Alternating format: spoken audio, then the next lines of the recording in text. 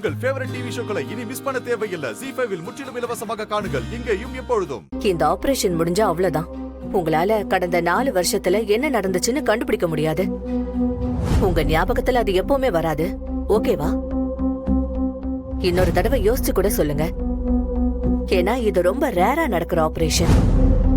ஒரு தடவை பண்ணிக்கிட்டா அவ்வளவுதான். திருப்பி ஞாபகத்தை வர வைக்கவே முடியாது.